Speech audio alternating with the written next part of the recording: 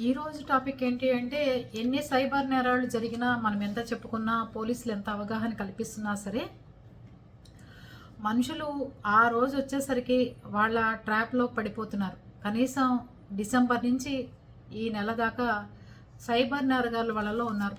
వాళ్ళ ఏజ్ ఎంతో తెలుసా? ఒక ఆయనది 81 సంవత్సరాలు గోపాలకృష్ణ, ఇంకో ఆయనది 94 ఏళ్ళు, ఈయనది బెంగళూరు. పైన గోపాలకృష్ణ గారు 81 ఏళ్ళు, అయింది బెల్గామట.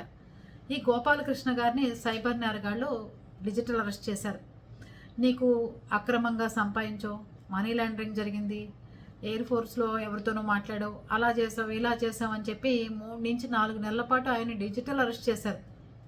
మొన్న ఉగాది పండగకి కొడుకు వచ్చి తండ్రితో మాట్లాడదాము అంటే అప్పుడు తండ్రి గదిలోనే ఉంటున్నాడు, ఈ మధ్యకాలంలో అసలు బయటికి రావట్లేదు అని చెప్పారు ఇంట్లో వాళ్ళు. తండ్రి ఆ గదిలోనే ఎందుకుంటున్నాడా అనుకున్నారు.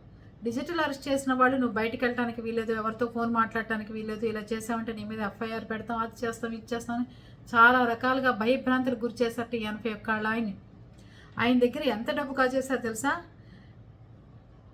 15,45,00,000.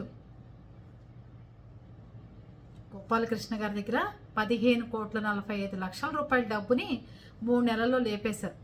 అప్పుడు కొడుకు తండ్రి దగ్గరికి వెళ్ళి, నాన్న ఏంటి విషయం ఏంటంటే, ఒరే నాన్న నేను ఇట్లా డిజిటల్ అరెస్ట్కి గురయ్యానరా, ఇది పరిస్థితి.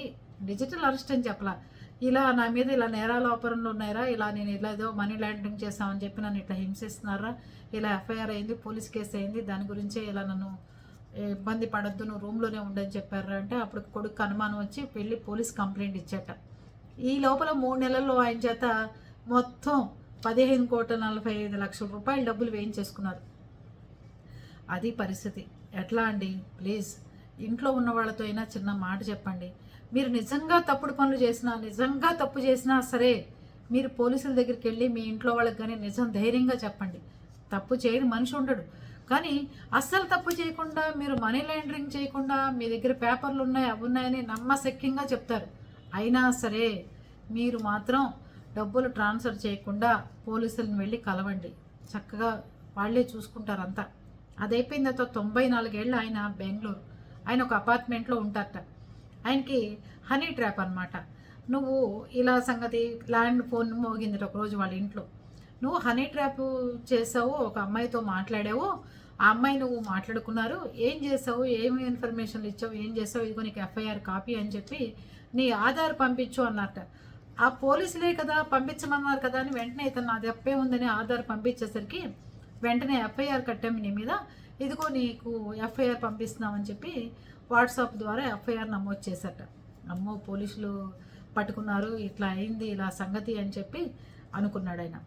దాని తర్వాత 4 నెలల పాటు, అంటే డిసెంబర్ నుంచి ఇప్పటిదాకా ఆయన డిజిటల్ అరెస్ట్ చేసి ఆయన దగ్గర కనీసం 4.5 కోట్లు డబ్బులు కాజేశారు.